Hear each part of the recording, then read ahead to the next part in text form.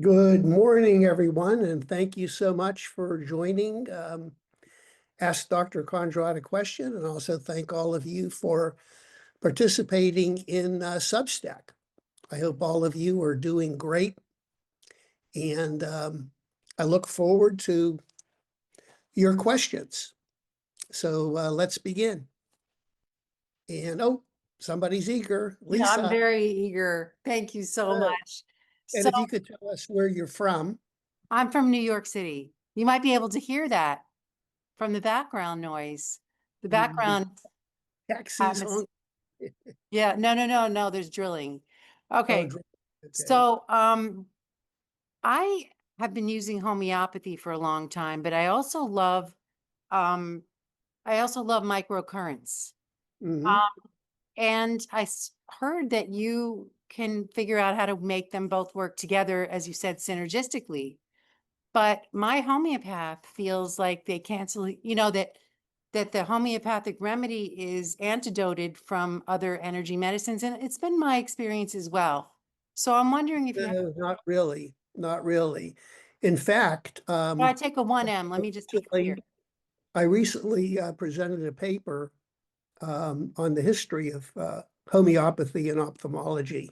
Mhm. And believe it or not, some of the early homeopaths, ophthalmologists in the 1800s routinely used microcurrent and homeopathy. Okay, do you have to repeat a lot? Is really do you, because like my homeopath I'm on a 1M as a constitutional, and I've been like able to repeat, like it just started, but this is a great remedy for me that I love, and it's helping me with my heart palpitations. So it's very important to me as well. Um, but I've found that I only needed to repeat like once every 3 weeks, like that, maybe some sips sometimes. What would you suggest to combine them? Well, my feeling is if you have to repeat a 1M frequently, it's probably not the right remedy for you. No, only if I'm on the only if I do the frequency. I guess maybe I'm thinking. Maybe all right. So I don't have I ordered the tenant, biomodulator. It's coming in the mail hopefully in a week, by Monday or Let something. me let me just clarify. It depends on what type of microcurrent you're using. That could If be. it's a very high current, that Yes, could definitely interfere with the homeopathic remedy. I I believe think in so. a very, very low current, which tends to be gentle. Right. Okay. Some of the machines, like the biomodulator, is a voltage machine. It has a very high current. Oh, so that's not going to be good? Well, it may not be good for your homeopathic remedy. So Oh. you have to be careful. I think you have to use a low current. And if the microcurrent is in disharmony with your body, if the current's too high and it's not the right frequency, it will cause a problem. So, I mean, the one that they're recommending, because I bought it and I just ordered it now. Maybe I should have waited to talk to you because you showed that video about it, how it could lower eye pressure. I have glaucoma. Well, it only lowers eye pressure in certain individuals. There's a multitude of causes for glaucoma.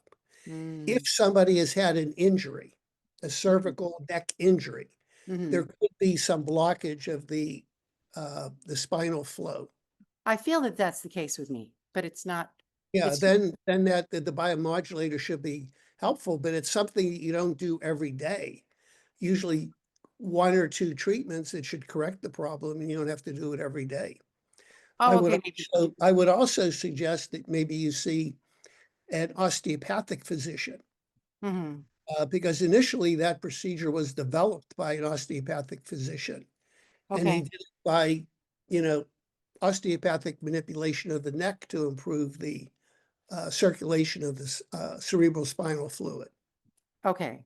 So, all So right. I feel that if microcurrent is done correctly with a low frequency, it works synergistically with homeopathy. Mm. It's the wrong frequency and the current is too high, then it could interfere with the homeopathic remedy, or it could be causing a problem by itself. If you Mm. get a Yes. sledgehammer and you bang your head, And you say, Right, well, right, I'm right. getting a headache. It's interfering with the homeopathic remedy. No, it's the sledgehammer.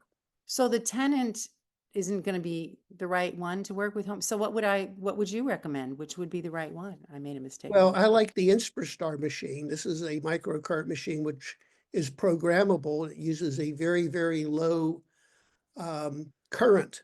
Okay, how much, do you know how much that runs? Well, first of all, you can't buy it. It has to be Oh, programmed by a practitioner. okay, but I can't find a practitioner. I tried to call. Well, I happen to be one. That's what I use in my practice. I use the Inspirastar. So I would I heard you're suggest retired. you heard wrong.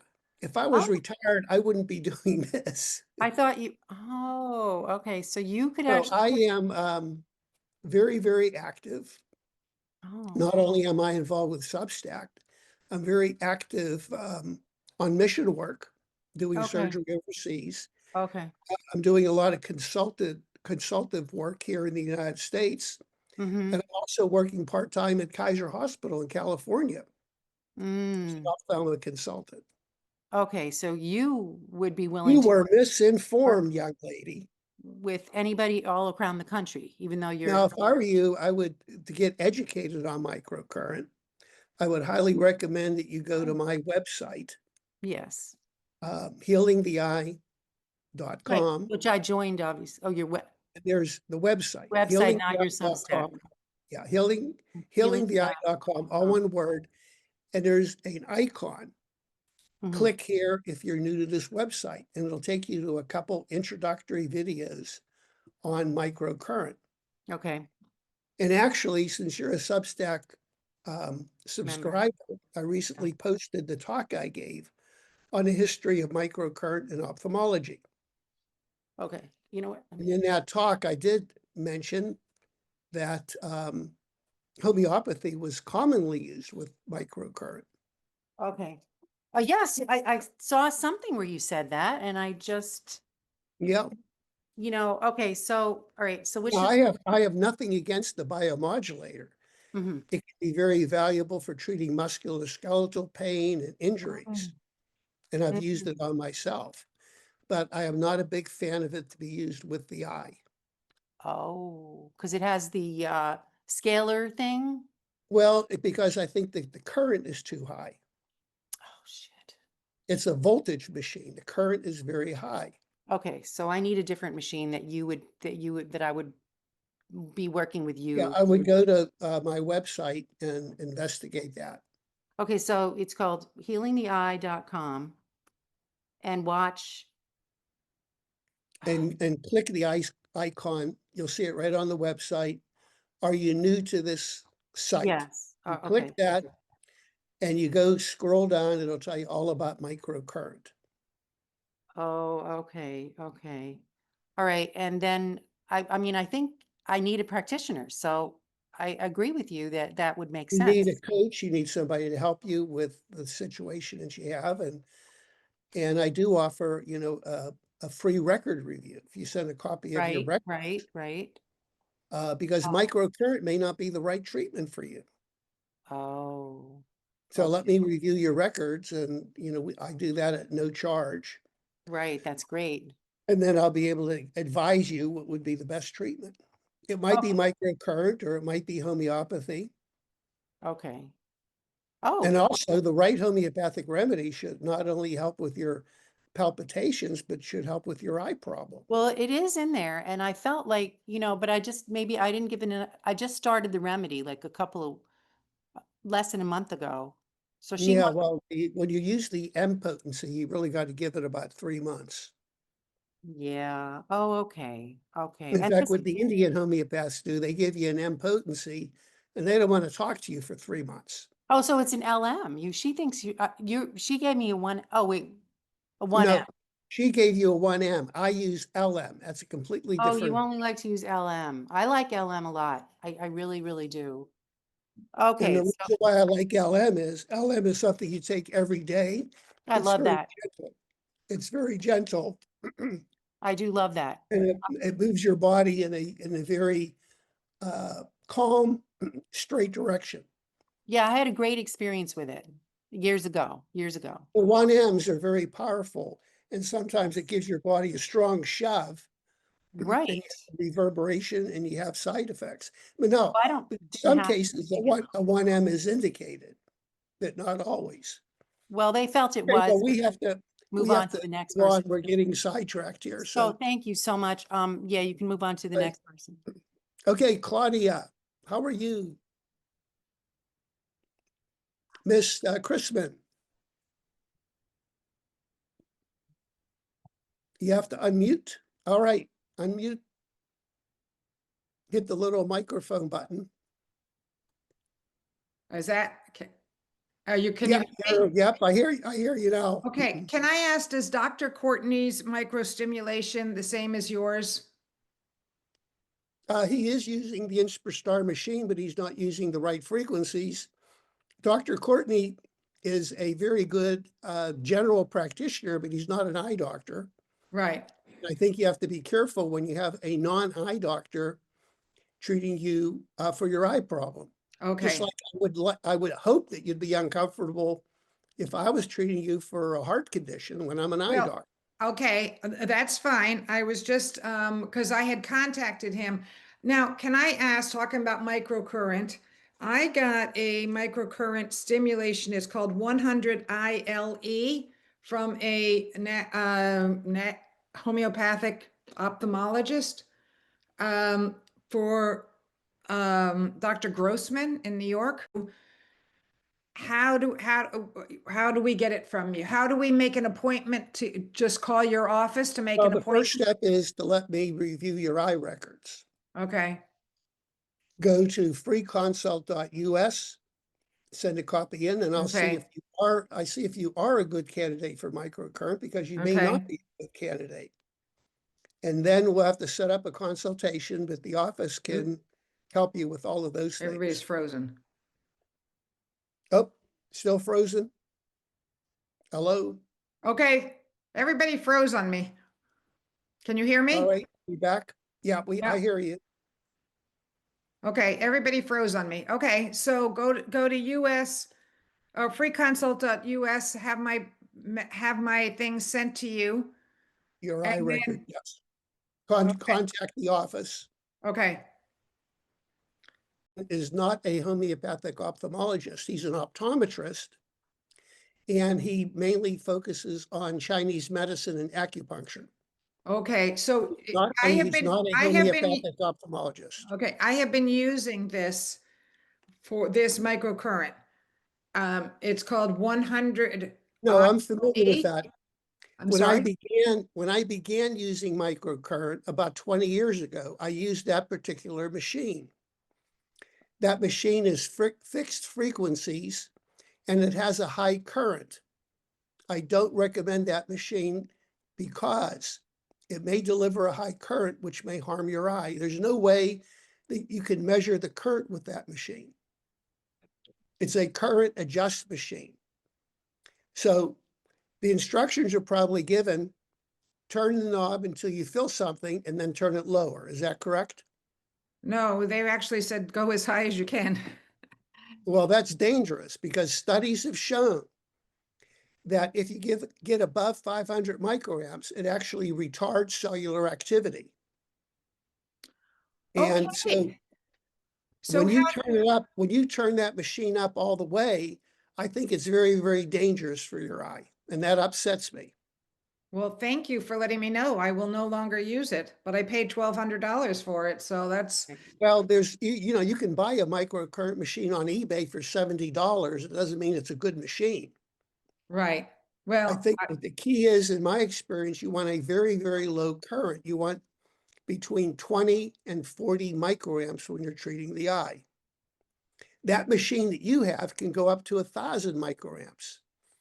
There was a paper published by Dr. Cheng, and it was published in the Journal of Orthopedic Research, and he showed that if the current gets above 500 microamps, it retards cellular activity. You want to keep it below 500 microamps. thank you very much. I just listened to your whole talk on the microcurrent that you've had, the history of it that you spoke at. It was Okay, very, well, maybe that's why there's so many questions on microcurrent, but those of you that maybe are interested in microcurrent, please listen to the talk because, you know, microcurrent and homeopathy have been used for a long time. In fact, the first person was an eye surgeon in Germany in 1803, published a book. Dr. Walther was an ophthalmologist surgeon who began using microcurrent in 1803 to treat eye disease. So it's really not new, but I think you have to be careful in terms of the current that you use. Okay, thank you. So, okay, so if I'm going to throw. Guten Abend. I want to switch the topic. My questions are about detox. What do you think of an ionic food bath for detox? Well, there's a lot of controversy over those ionic foot baths. Some people swear by them. I don't really think they have much value, to be honest with you. Okay. Have you ever heard of a product called Clean Slate by the company Root? No, No. that's new to me. Okay. It's kind of a detox product. And you mentioned you use EDTA, oral chelation, daily. Which dose do you take? I like to take 1,000 milligrams of EDTA a day in a divided dose. I would not recommend taking 1,000 milligrams of EDTA all at once. And typically what I do is I'll take maybe half in the morning, half in the evening. I like the oral chelation because it's very gentle to the body. Mm-hmm. But the best way is intravenous chelation. Now, if we're talking about detox, the EDTA is one of the best ways to remove heavy metals. Mm-hmm. Now, there's a lot of other things you can do to detox, you know, infrared sauna, exercise, sweating, drinking plenty of water. And maybe the foot baths may have some benefit to remove some toxins from your body. You know, we're exposed to petrochemicals all day long and chemicals, toxins, and poisons. So one of the best ways that we can remove those toxins is by drinking plenty of water and sweating. Mm-hmm. So And the infrared sauna is really good. Now for the heavy metals, you're not going to get much mileage in terms of reducing those heavy metals by, you know, exercise and foot baths and sweating, because those heavy metals are lodged into your body. They're in the fat, the bone, the brain, and you have to take something to make them soluble. And that's where the EDTA comes in. The EDTA binds those heavy metals and then makes them water soluble. So then when you exercise and drink water, they'll be eliminated in your urine. okay. And what about chlorella? It's often recommended. Chlorella is excellent as a means of detoxing. There's a lot of, you know, natural products out there that can help with detoxification, but the chlorella does very little in terms of removing heavy metals. Okay. Mm-hmm. I Okay. personally like cilantro. Yeah. Cilantro is an agent for detoxification. It's been shown to remove mercury, and cilantro also crosses the blood-brain barrier, which is good. So that means it gets into the eye and the brain. And cilantro is a natural herb. It's very easy to grow. In fact, I recommend all my patients have a little plant on your windowsill and grow your own cilantro. Oh, and It's a somebody's little showing bit more- detoxamine. It's a little difficult. Detoxamine is another good product. That's a rectal suppository with EDTA. What's the name? Detoxamine. Claudia is holding it up in her camera. Detoxamine. See, there's 3 ways of using EDTA. The most effective way is intravenous. Mm-hmm. But it's also probably the most expensive, and it requires going to a doctor and getting an IV. The second most effective is the suppositories that Claudia is holding, the EDTA suppository, because it has a very good absorption into the body. Mhm. And then the third way is the oral, and that's the easiest and least expensive. But whatever detox program you develop, it's long term. You know, Mhm. I've been taking the oral product and the detoxamine for probably the last 10 years. It's part of my daily routine because I feel that I'm constantly being exposed to heavy metals in the water, the air we breathe, the food that we eat. You know, we're just prone to being exposed to that. It's everywhere around us. Mhm. There's also alpha lipoic acid. Yep, that's another chelation, a good chelating agent. Not as effective as EDTA. Vitamin Okay. C is also an agent helpful for to removing lead and mercury too, but it's not as effective. Mhm. So there's many, many good products out there. The first step I think is important is find out if you do have heavy metals in your body. Mhm. And the best way, and I think the only way, is called a urine challenge test. Because if you would measure your blood or measure your urine, it could come back negative for lead, but you could be dying of lead poisoning. Because the lead goes into your fat, goes into your bone, your brain, and it binds there and it stays there. It's not in your blood and urine. So when you take an oral agent, it's called a challenge test. You take a couple of chelation tablets, and that releases the lead and mercury from your body. Then you measure it in your urine. That's the most accurate way. Mhm. Okay. Thank you very much. Okay, good seeing you again. So Yes. let's move on to Layla. Hello, I am brand new and I am Oh, wonderful, welcome. We don't see you. and there's a reason for that. I promise you will see me next month. Okay.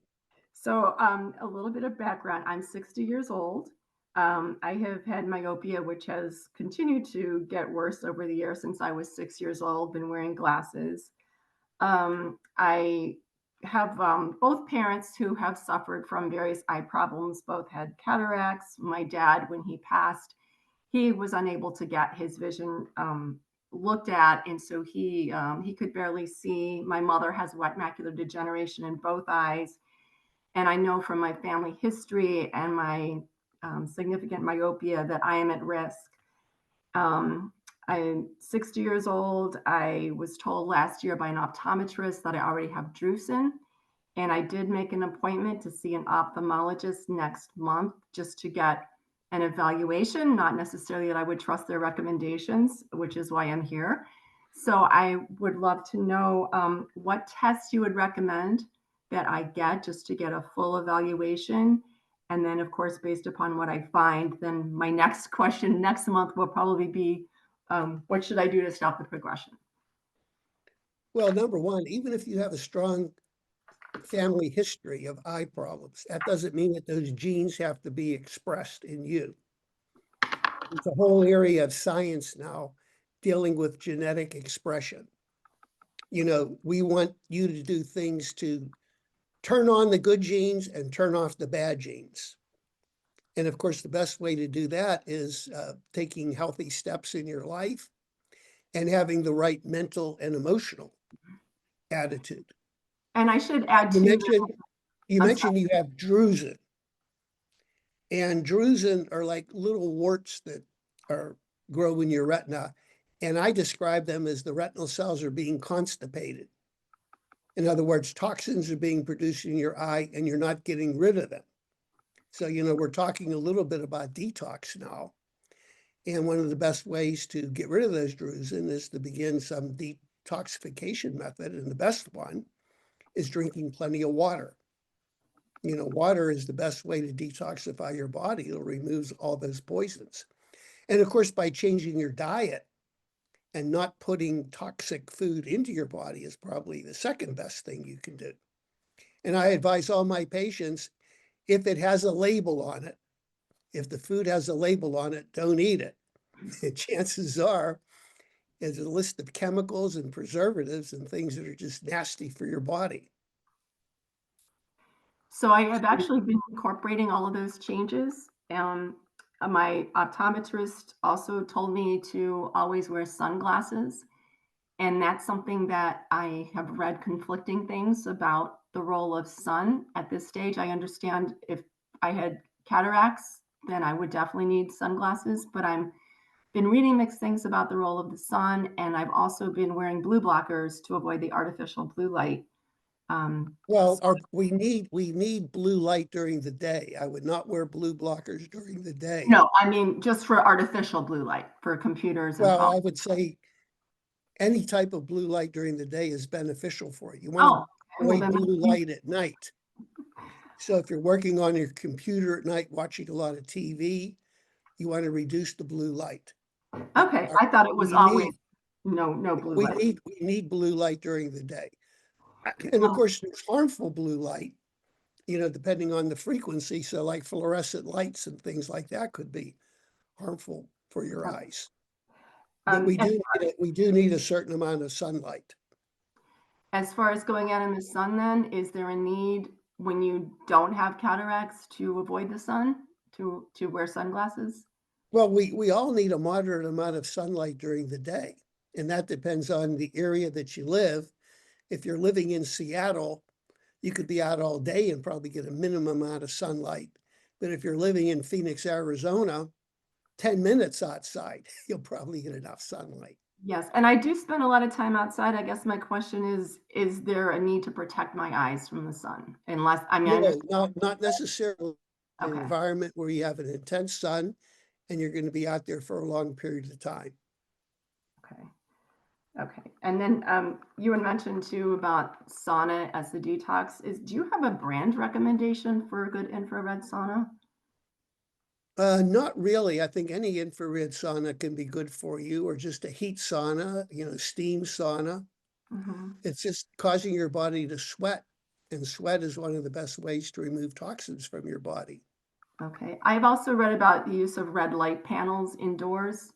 Is there any benefit to that in promoting eye health? Well, you have to be careful with red light going into the eye, because sometimes the red light will put too much energy into the eye. But in terms of like red light or infrared sauna, as long as it's not directed to your eye, I think that's fine. Okay. And then in terms of going to see an ophthalmologist, are there some basic tests that you would recommend that I request just to get a baseline for potential Well, problems? probably the most important test is something called ocular coherence tomography.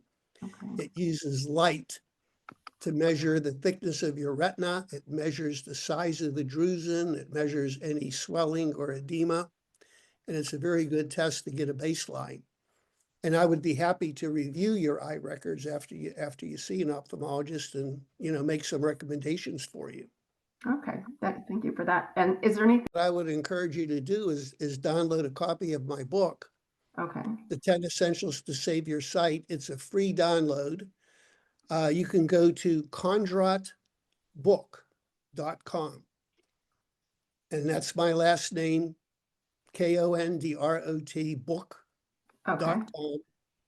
And download the book. And each chapter, I talk about an area that you can begin to improve your health and improve your vision. The first chapter is the most important. It talks about diet and nutrition. The Okay. second chapter is all about hydration. Third chapter is about reducing stress. I think if you do those three things, you're going to be well on your way to improving your health. I'm old school. I think that, food should be our best medicine. Okay. Well, I will definitely do that, and I really appreciate that. And Okay, well, next great to have you part of Substack, and next session, and we hope to see you. Okay. Thank you. You will. Take care. All right. Carol, good to see you. How are you? Carol Smith. Good. How about you? You have a great smile. So thanks. Okay, I've got 3 questions for you, Dr. Kondrot. One is XDEMVY. Have you heard of that for blepharitis? It's product, some drops to put in the eye, and it's supposed to help clear that up. You have to have it compounded. Well, you know what? Blepharitis, I think you have to treat the underlying cause. Blepharitis is inflammation of the eyelashes.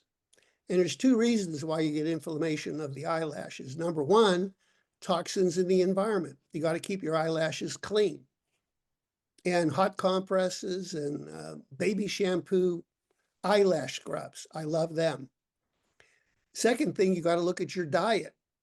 I think that a lot of blepharitis comes from eating inflammatory oils, the omega-6 oils, canola, all the seed oils. You have to favor the omega-3 oils like flaxseed oil, primrose oil, borage oil. So good lid hygiene, hot compresses, and avoiding inflammatory oils. That's probably one of the best things you can do. Okay, thank you. The next question is, Oh, and I forgot, ozone eye drops. If you haven't okay. heard of that before, that can be wonderful for blepharitis and dry eyes. And ozone is a highly reactive form of oxygen, which destroys a lot of the bacteria on the eyelashes that are causing the inflammation. And it also helps with regeneration. And you can go to YouTube and search my name, ozone eye drops. And it's something that you can make on your own. Unfortunately, you can't buy ozone eye drops. You have to make your own. But those people that have been using ozone eye drops, they're phenomenal for helping to improve the health of your eyes. Is olive oil okay to use? Because that's the oil that we use all the time. I would not use, well, olive oil, not on your eyelashes, but I think olive oil No, for I mean in cooking. cooking and stuff. Yeah, Okay.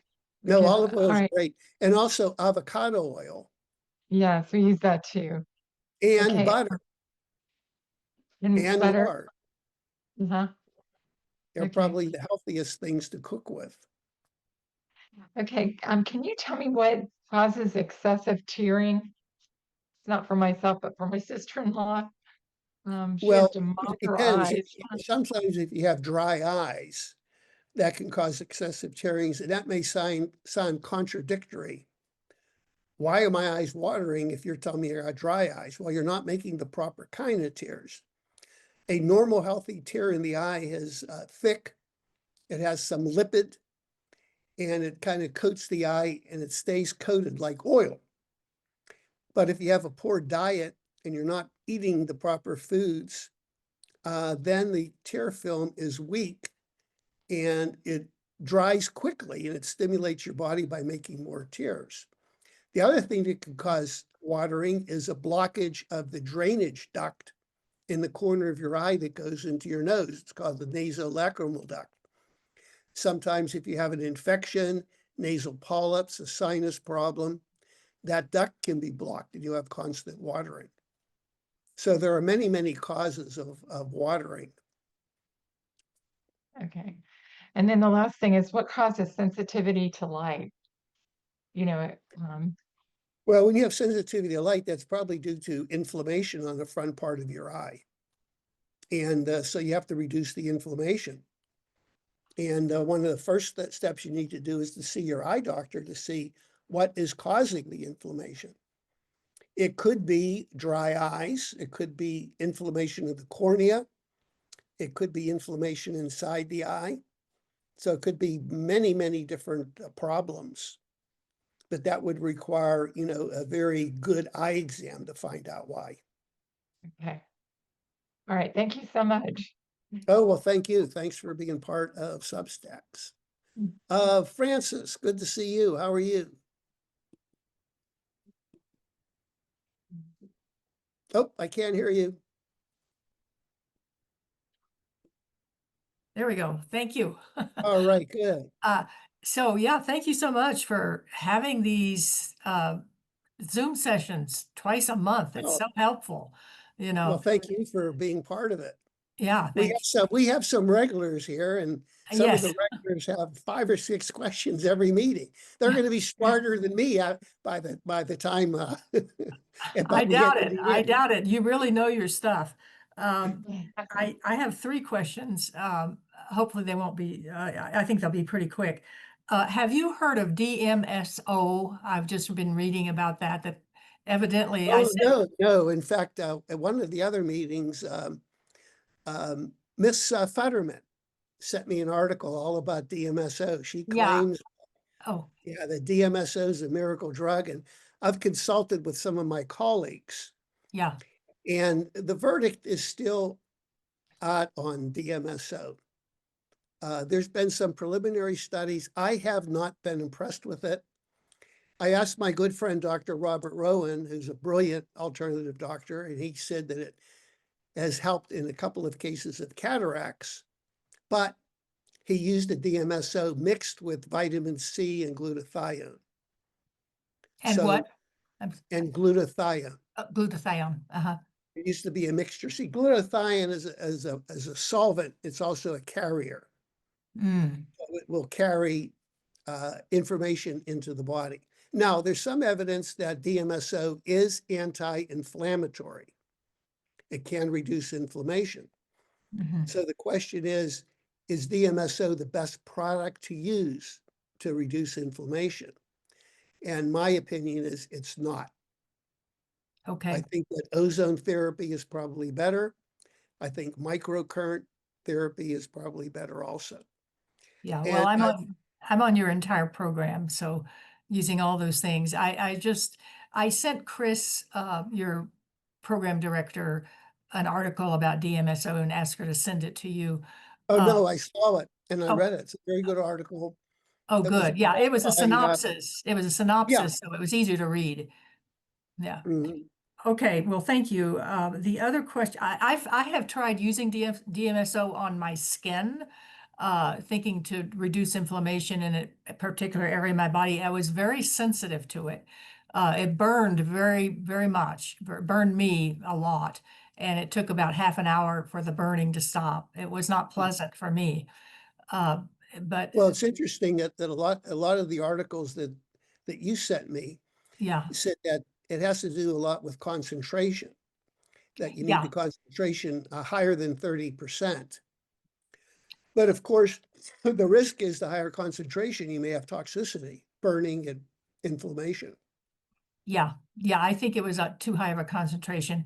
The second question is, do you have a recommendation for a nighttime oximeter that measures your oxygen at night when you're sleeping that is easy to use? I've ordered one off of Amazon and I'm just technologically challenged.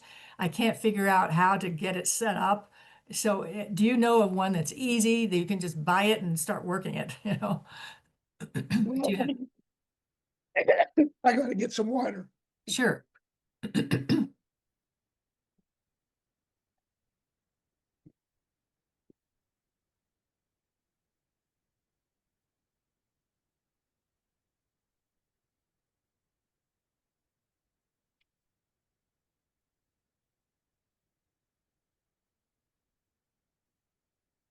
Yeah, speaking of hydration, I think I'm dehydrated. Yeah, Well, I think the ones on Amazon are perfectly adequate. okay. Well, I'm just, They're fairly inexpensive. You just clip them on your finger, yeah, and a lot of them have a Bluetooth application where you can connect them to your cell phone and right. measure, your oxygen levels at night. Okay, I'm just gonna have to get help setting it up. The one I bought, it's not easy for me. So I'll let that go and ask someone else to help. The third question is, it's a question, but it's also telling you my experience. I've been doing chelation with my integrative doctor, and just it is an infusion that I get. It's intravenous. Mhm. I've done it twice now, and each time I do it, the first time I I had a reaction that I felt like I had the flu, but no, right afterwards, infections in my vagina, infections in my mouth. I had to go to urgent care to figure out what was going on. I had Coxsackie virus, And it looks like my immune system was depressed from doing that infusion, and I got this Coxsackie-virus. The second time I did it, I had actually very similar. I took a lot of vitamin D and a lot of vitamin C to try to get my immune system built up before I did the infusion. I still had almost the same, just more mild. It was just more mild, but almost the same symptoms. Some soreness in my mouth, vaginal infection right away. I felt like I had the flu, tired, fatigued, you know, and I can weather all of this. It's fine. I just want to know if that's something you've experienced with chelation, with intravenous chelation, and You have if to be, and anything to say about it. I think you have to be careful with intravenous chelation. And it sounds like you're having, it was too strong of an infusion. Yeah. And a lot of times what the practitioner will do is maybe reduce the infusion in one half, Okay, I'll talk give to it to you her about lower. that. Yeah, I'll But it talk to sounds her. like you've had a severe reaction, which is not unusual. And that's one of the reasons why in some people, it may be better to just do the oral Uh-huh. or the rectal suppository, because the IV can be very, very powerful, and you It, have to it, be careful. yeah, and I'll talk to her about that. We have it set up to do it once a month for 6 months and do another urine challenge after that. I'll talk to her about that. I don't mind going through this. I just, it's just something that is happening, and just so you Well, know, it sounds horrible, the post IV reaction that you have, and you shouldn't be having it. I think okay, it's a matter of tweaking the dose and also making sure that you're properly hydrated. yes, If you are dehydrated, even after a half a dose of IV chelation, you could still get a good reaction. You want okay. to be super, super hydrated. Super hydrated. I think I am, but I will be sure that's the case. And then Yeah. I take these supplements the 24 hours afterward, the EDTA, the Chelex, and DMSA. But that's 24 hours after, just so you know, that's what I'm Mhm. doing after the infusion. So, okay, well, I'll talk to her about uh, what's going on and wonder if we should do a half a dose of the chelation infusion instead Yeah, of, my recommendation would be maybe a half a dose the next time, yeah. and then Oh, gradually build up to a full dose. okay. And by the urine challenge, by the way, the one I did with you and I did another one with her, shows I'm very high in lead, very high in mercury, barium. I mean, and then I'm also doing detox for glyphosate. My glyphosate is off the charts, even though Yeah, I ate really unfortunate. I Yeah. ate all organic, it's still, the glyphosate was still off the charts for me. So I'm trying to do all of this detox. So, and I do saunas, infrared saunas once a week. So, Yeah, well, I think the infrared sauna is probably the best treatment for the glyphosates. oh, you do for the glyphosate? Yeah, Okay. definitely. Okay.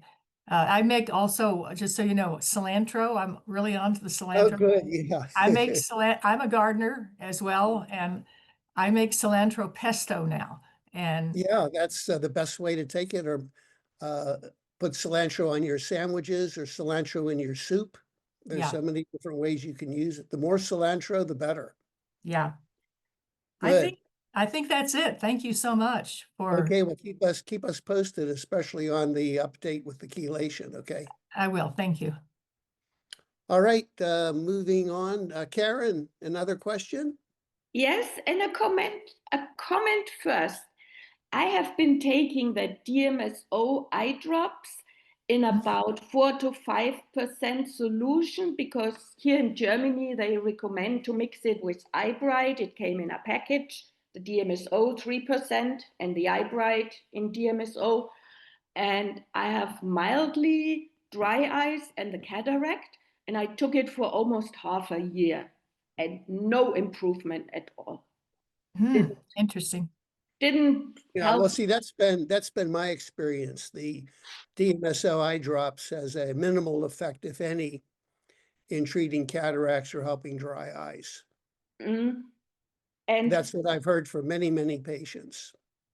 mm, and my question, on Friday, I'm flying to Panama, and I had the idea to get some new glasses for driving, a little bit stronger, like 0.25 or 0.5, a little bit stronger than my current ones. And I was at the store, and they did all the tests, and then the guy told me, we are at the end, like I wouldn't see more clearer or sharper even if he gives me stronger prescription.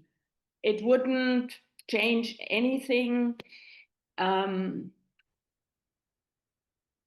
still wait for the meds. Chris has sent them, but they have not yet arrived. Basically, my homeopathic remedy plus the Oclomet. So it was yesterday still in Chicago. So I'm leaving on Friday, so I will start after the vacation. So One thing about glasses, you know, there's the perfect prescription. It's not like making your glasses stronger will help you to see better. Sometimes if they're too strong, it's actually going to reduce your vision. You know, there's a point where there's a certain number, a certain measurement that gives you perfect vision.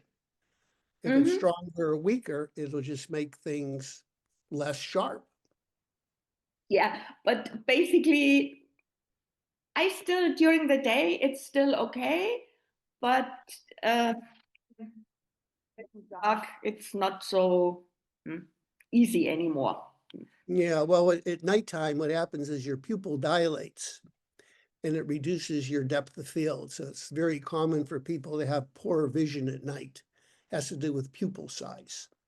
And most of us just don't see that well at night because during the day, you have more light, your pupil becomes smaller, and you have a greater depth of field, and your vision's always better during the day. And of course, now they have these bright halogen lights with cars.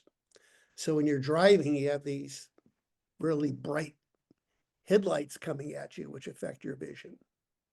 Okay, so I'll just have to see whether it helps when I start my remedies, and if it Start doesn't the help, remedy, and also I would recommend putting some lubricant in your eye too, because if you have a little bit of dryness of your cornea, that's going to affect your vision. okay, yeah, I'll So have start a bottle of artificial tears or ozone eye drops in the car. And as you're driving, put a drop in, and I'm willing to bet that that's going to help improve your vision. Oh, thank you. That's a good idea. Oh, thank you. Auf Wiedersehen. Yes, auf Wiedersehen. Okay, Miss Windham, Zenaida. Are you there? Miss Windham? Hello? I think she No, disappeared. I'm here. Oh, okay. Okay. So I had a really quick question. I am taking a natural vitamin C. It's acerola, cherry, camel, and amla. And it says that 8 capsules is 6.24 G. Is that grams? Grams, yes. Uh-huh. Okay, so and I'm supposed to take 3 grams a day. So I would take 4 of those? 3 grams a day, and I would take them in divided doses, whatever it calculates to be. Yeah. Okay. Okay. Divide like in two doses? Divided by 3. So 1 tablet is how much? No. 8 capsules is 6.24 grams. 8 capsules Yes. is 6. 6 Well, point it sounds like you're going to oh, need to 6, take just say 6. four capsules a day would be about 3 grams. Oh, okay. And So take them in a divided dose. I would take, 1 capsule every 3 hours or 4 hours. So you spread it out over the day. oh, okay. And another This question way, is Yeah, I understand. One capsule 4 times a day. Okay, great. You know, I thought it was milligrams and I was doing this math wrong. Anyway, okay, I'm good. Another question is you had mentioned eye drops for pink eye at a different Zoom meeting, but I didn't catch the name of it.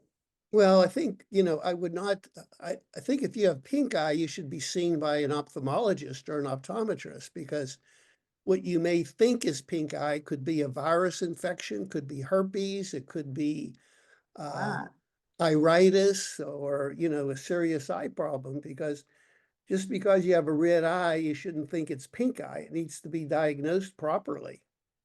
well, the thing is, I don't always, when I get it, I can't always go in to see him, you know. Well, and the first line of treatment I would recommend would be ozone eye drops. Oh, okay. They're probably not going to cause any harm. And if you start using the ozone eye drops and the condition doesn't get better in a couple of days, then you definitely have to see your ophthalmologist, because it could be inflammation inside the eye causing the redness. Okay. And ozone eye drops will not help inflammation inside the eye. It will help inflammation on the outer part of the eye. Oh, okay. You know, and I usually get it if I'm using those vials that are eye drops, you know, just for dry eyes. And Uh-huh. and sometimes I don't use the whole vial and I'll use it the next day and maybe it's gotten contaminated. Yeah, you have to be careful with that. Either Okay, it's so contaminated or you may be sensitive to one of the preservatives in the eye drops. well, the ones in the vials are preservative free Preservative free, well, then there's a greater risk of it becoming contaminated. if I don't use it right. I Yeah, if mean, I were you, I'd switch over to ozone eye drops. okay. All right. Do some research on the ozone eye drops. I think that's what you need to do. But I have to make the drops, Yeah, you have right? to make drops. Okay. Okay, great. Thank you so much. Oh, thank you. And I Deanna, really enjoy these meetings. I don't always thanks. participate, but Enjoy having, I listen to the ones I can't listen to later on, but they're great. yeah, Thanks for and the info. I enjoy having all of you. Most of you have good, easy questions. Some of you have tough questions, and I don't like them. No, but we Uh, all learned from them. yeah, yeah. Okay, thank you. Deanna, hello. Hello, hello. Can you hear me? Yep. And how are you today? Good, how are you? Fine, thanks for being part of Substack. Thank you. I live in Munich, in Germany.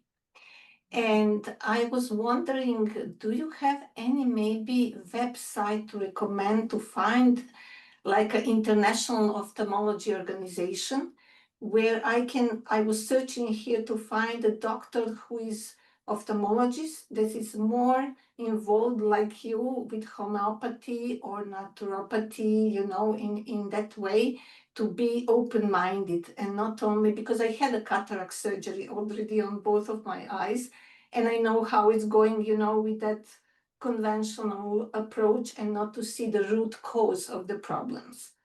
So, Well, in Germany, there's a lot of good natural practitioners. I think they're called Hell practitioners, yes, where yeah. they look at the natural approach. I'm not aware of any ophthalmologists or eye doctors in Germany. And of course, that's one of the reasons why I do Substack, and people from all over the world join Substack, because there's just not that many eye doctors that are really embracing homeopathy, microcurrent, and alternative treatments. Okay. I know before, I remember you had some kind of congress, webinars with different of your colleagues. And I remember there was one of the organizations, maybe for optometrists, that I found, but I forgot that website. Yeah, there's a couple of groups. One is called the College of Optometric Syntonic Optometry. And Okay. I'm not sure if there's any syntonic optometrists in Germany, but they're very, very popular in the United States. And you can Google the College of Syntonic Optometry, and you can get more information on that. But as a service, I would be happy to review your eye records and, you know, give you some personal recommendations on what's going on. And you would go to freeconsult.us. And then also I have patients that I work with all over the world, and I'd be happy to consult with you personally to make recommendations on what could benefit your eyes and how we can look for the underlying problem. And of course, the best way to look for the underlying problem is through homeopathy. And it just so happens that Germany is where homeopathy began. So you have a lot of really good German homeopathic doctors that I'm sure could help you, but I would be happy to consult with you regarding a homeopathic remedy that could help your eye and your vision. And one question regarding what you mentioned about vegetable oils. If, for example, eye cream that has inside sesame oil, is that okay or not? What kind of oil? Sesame oil, you know. Sesame. Sesame. Sesame seed. Sesame. That's a seed oil, so I would not Yes. recommend. Okay, that's what I wanted to. Now, it's not so much the sesame seeds or the seed themselves, it's the way the oil is processed that causes a lot of damage. Okay. So you have to be careful. The big one is canola oil, sunflower seed oil. All the seed oils come under the label of vegetable oils. Olive oil is very safe. The same with avocado oil. And you're also better off using butter or lard, actually. Most of our health changes occurred in the early 1900s when they developed margarine and Crisco. And they marketed these oils, these seed oils, as being safe alternatives to butter and lard. And actually, butter and lard are probably the safest oils that you can use for cooking. So be very careful with all the newer oils, especially the canola oil. They're very inflammatory. And if you start doing some research on seed oils, I think they're a major contributing factor to a lot of eye problems and inflammation that we're having now. They were just not part of our diet prior to 1920. And prior to 1920, macular degeneration was rare. It was unheard of. Same thing with coronary artery disease, believe it or not. Coronary artery disease was rare before 1920. So these seed oils are causing a lot of problems. And can cataract, because I didn't have it before, my eyes were completely okay. So I had okay, and it was not okay because I had a cataract surgery. But after cataract surgery, everything is okay. But the only downside is my eyes became dry. So Yeah, that's probably a result of the surgery. that's what I wanted to ask you. Is that Yeah. the result of the surgery? Okay. So I would maybe look at ozone eye drops and also making some dietary changes. Like I suggested, a lot of the inflammatory oils could be causing dryness to your eyes. Thank you very much. So I have a quick question. Can you use the ozonated saline drops in with the eyes that have intraocular lenses? Yes, that would be okay. And you- then another thing about the ozone, do you need, so then you have an oxidant, but if you drink coffee, like after you put in your eye drops, is that going to negate the effect of the ozone in your eyes or? No, not at all. And then another question I had just about primrose, like you'd recommended that. Do you recommend a specific type of primrose or, dosing? You want to get as natural as possible. The primrose oil, the borage oil, flaxseed oil. These are all really healthy oils to help dry eyes. and Ooh. very, Yeah.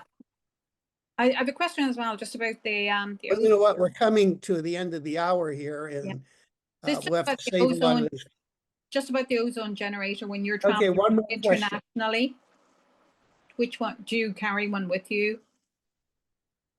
No, I usually don't travel with an ozone generator, mainly because there's different outlets in different Oh. countries. You have to buy an ozone generator specific for your country.